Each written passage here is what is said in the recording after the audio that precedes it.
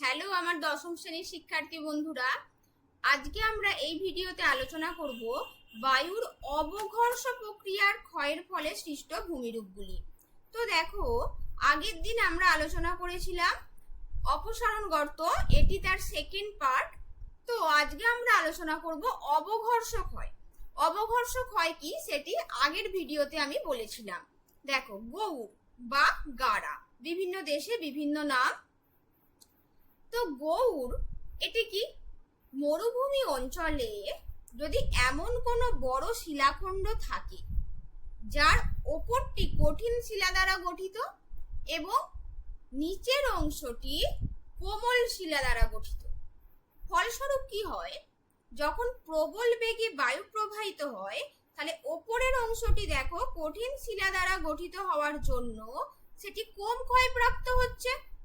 এই যে এই অংশটা কি কম ক্ষয়প্রাপ্ত হচ্ছে, কারণ এই অংশটা হচ্ছে আমাদের কঠিন শিলা দ্বারা গঠিত, এই অংশটা কি কঠিন শিলা দ্বারা গঠিত। কিন্তু নিম্ন অংশটি বা নিচের দিকটি শিলাখণ্ডের কোমল শিলা দ্বারা গঠিত হওয়ার কারণে কি হচ্ছে, বায়ু এই অংশটিকে বেশি ক্ষয়প্রাপ্ত করছে। ফলস্বরূপ কি হয়, যখন ভূমিরূপটি মরুভূমির অঞ্চলে ব্যাঙের ছাতার মতো আকৃতি নিয়ে অবস্থান করে, ব্যাঙের ছাতা কি ওপরটা এরকম চওড়া হয়, হয়ে নিচের দিকটা সরু হয়ে যায়, তখন আমরা এই ভূমিরূপটাকে বলবো গৌড় বা গাড়া। এবং এটিকে ব্যাঙের ছাতার মতো দেখতে হওয়ায় এর অপর নাম মাশরুম রক, অর্থাৎ মাশরুমের মতো দেখতে বলে। তো চলো আমরা এবার গৌড় সম্পর্কে দেখে নিই যাবতীয় ইনফরমেশন। দেখো,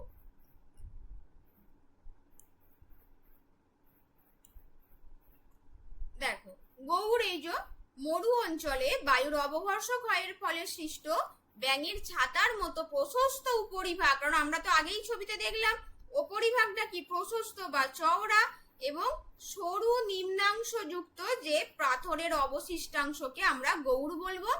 উৎপত্তি কি, এটি এতটা তোমরা নাও লিখতে পারো, এখান থেকে বললেই হবে যে বায়ুর প্রবাহ পথে থাকা বড় শিলাখণ্ডের ওপরের অংশের তুলনায় নিচের অংশে যখন ক্ষয় বেশি হয় তখন গৌড় সৃষ্টি হয়। এটি কেন হচ্ছে, কারণ অসম ক্ষয় কার্য, ওপরের অংশটা কম ক্ষয় হচ্ছে, নিচের অংশটা বেশি ক্ষয় হচ্ছে। এবং বৈশিষ্ট্য কি, এটি ব্যাঙের ছাতার মতো দেখতে বলে একে বলছি আমরা মাশরুম রক। একই কথা, ওপরের অংশ প্রশস্ত এবং অমসৃণ হয়, কারণ কি ওপরের অংশটা তো কম ক্ষয়প্রাপ্ত হচ্ছে তাই সেটি অমসৃণ হয়ে থাকে, এবং নিচের অংশটি যেহেতু প্রচুর ক্ষয়প্রাপ্ত হচ্ছে সেটি ক্ষয় পেতে পেতে মসৃণ হয়ে যাচ্ছে, কারণ সেটি কোমল শিলা দ্বারা গঠিত এবং এটি মরুভূমির মাঝে অবশিষ্ট টিলার মতো দাঁড়িয়ে থাকে। উদাহরণ দেবে তোমরা, যে কোনো মরুভূমিতেই আমরা প্রায় গৌড় দেখতে পাই, সেটা সাহারা হোক, থর হোক, প্রভৃতি মরুভূমিতে আমরা অধিক সংখ্যায় গৌড় দেখতে পাই। এছাড়াও দেখো, আমরা গৌড়ের বিভিন্ন দেশে বিভিন্ন নামে পরিচিত, সেগুলো আমরা জেনে নিই। দেখো, আফ্রিকার সাহারা মরুভূমিতে এটি পরিচিত গৌড় বা গাড়া নামে, এটা আমরা সকলেই জানি। এছাড়া জার্মানিতে পরিচিত পিচ ফেলসেন, এগুলো তোমরা একটু মনে রেখো, কারণ এগুলো থেকে কিন্তু অনেক সময় এমসিকিউ দেয়।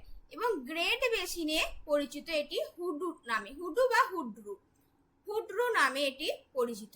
তো আশা করছি তোমরা গৌড় ভূমিরূপটি কি এটি তোমরা বুঝতে পেরেছো। পরীক্ষায় যদি আসে তোমাদের গৌড় ভূমিরূপটি, তাহলে তোমাদের এই যে গৌড়ের এই সংজ্ঞাটা দিতে হবে, সংজ্ঞাটা দিলে উৎপত্তির এই পুরোটা না দিলেও জাস্ট বায়ুর প্রবাহপথে শিলাখণ্ড এখান থেকে এই পর্যন্ত লিখলেই হবে। বৈশিষ্ট্য দেবে, উদাহরণ দেবে, মানে কোথায় দেখা যায়, আর অবশ্যই এই চিত্রটি দিতে হবে। চিত্রটি দিয়ে শুধু নিচে লিখবে চিত্র গৌড়। এবং বায়ু প্রবাহের দিকটি কিন্তু খুব গুরুত্বপূর্ণ। বায়ুর প্রবাহের ফলে সৃষ্ট ভূমিরূপ, সেটা ক্ষয় কার্যের ফলে বা সঞ্চয় কার্যের ফলে, সেখানে বায়ু প্রবাহের দিকটা কিন্তু অবশ্যই দিতে হবে। এবং কোনটি কঠিন শিলা, কোমল শিলা, এগুলো লেখার কোনো প্রয়োজন নেই, জাস্ট ছবিটি এঁকে লিখবে যে চিত্র গৌড়, অর্থাৎ এটা তো আমাদের ভূগোলের ছবি আঁকার নিয়ম, আমি বারবার বলি, এবং বায়ু প্রবাহের দিক, ব্যাস, তাহলেই তোমাদের লেখা কমপ্লিট হবে। এবার চলো আমরা পরবর্তী ভূমিরূপ দেখে নিই। দেখো, পরবর্তী ভূমিরূপ ইয়ারদাং। ইয়ারদাং কি দেখো, ধরো মরুভূমি অঞ্চলে কোনো শিলাস্তর এইভাবে সজ্জিত। এখানে দেখো শিলাস্তরের সজ্জা রীতিটা কিরূপ? উল্লম্ব। দেখো এই যে এটিকে বলা হয় উল্লম্ব শিলাস্তরের বিন্যাস, অর্থাৎ যেটা সোজাসুজি অবস্থান করছে। এখানে ভূপ্রকৃতি বা ভূপৃষ্ঠের সঙ্গে লম্বভাবে অবস্থান করছে, তাই একে আমরা বলছি উল্লম্ব শিলাস্তর। এবং যখন শিলাস্তর ভূপৃষ্ঠের সাথে এরকম অনুভূমিক ভাবে অবস্থান করবে তখন আমরা বলবো অনুভূমিক শিলাস্তর। এখানে তাহলে উল্লম্ব আর এখানে অনুভূমিক, যেটা জিউগেনে হবে।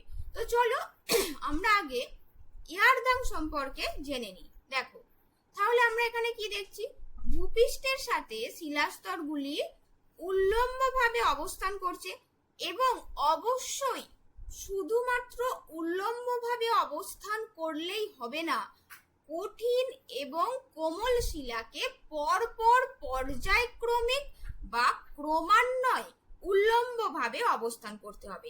দেখো এটি কঠিন শিলা, এটি কোমল শিলা। আমি দেখো এখানে কালারের পার্থক্য দিয়ে বুঝিয়েছি।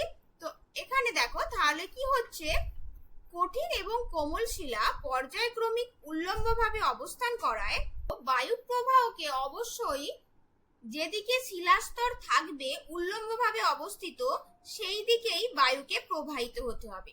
তাহলে ফলস্বরূপ কি হচ্ছে, বায়ুর প্রবাহ পথে এইরূপ উল্লম্ব কঠিন ও কোমল শিলাস্তর পর্যায়ক্রমিক অবস্থান করায় বায়ু কি প্রবল বেগে বায়ু প্রবাহ হলে কঠিন শিলা কি তুলনামূলকভাবে কম ক্ষয়প্রাপ্ত হবে এবং কোমল শিলা তুলনামূলকভাবে বেশি ক্ষয়প্রাপ্ত হবে।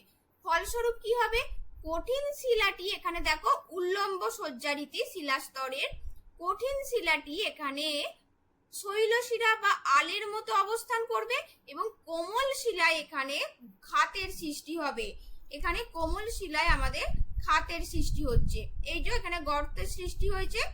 ফলস্বরূপ এই যে আমাদের ভূমিরূপটা সৃষ্টি হবে এই রূপ, তখন আমরা এটাকে কি বলবো, ইয়ারদাং। তো আশা করছি তোমরা বুঝতে পেরেছো। এখানে দেখো তার এর সাথেই রিলেটেড আমাদের যে ভূমিরূপটা সেটি হলো জিউগেন। জিউগেন ইয়ারদাং এর মতো একই কনসেপ্ট, শুধু এখানে যেমন শিলাস্তরগুলি উল্লম্ব অবস্থান করছিল এখানেও সেম কঠিন আর কোমল শিলা অনুভূমিক ভাবে পর্যায়ক্রমে অবস্থান করবে। এবং এখানে কি হচ্ছে দেখো, আমরা কি জানি মরুভূমি অঞ্চলে কি দিনে এবং রাতে উষ্ণতার পার্থক্যজনিত কারণে শিলাস্তরে কঠিন শিলাস্তরে দারণ বা ফাটল সৃষ্টি হয়। দেখো এখানে আমি দারণ বা ফাটল সৃষ্টি হচ্ছে, পরপর কি হবে ধীরে ধীরে কি এই দারণ বা ফাটলের পরিমাণ এইভাবে বাড়তে থাকবে এবং ওই ফাটলের মধ্য দিয়ে বায়ু, তার মানে কি বায়ু ফাটলের মধ্য দিয়ে ভেতরে প্রবেশ করবে শিলাস্তরের এবং বায়ু যখন ভেতরে প্রবেশ করবে ফলস্বরূপ কি হবে, এই কঠিন শিলাটাকে তো অতটা ক্ষয় করতে পারবে না।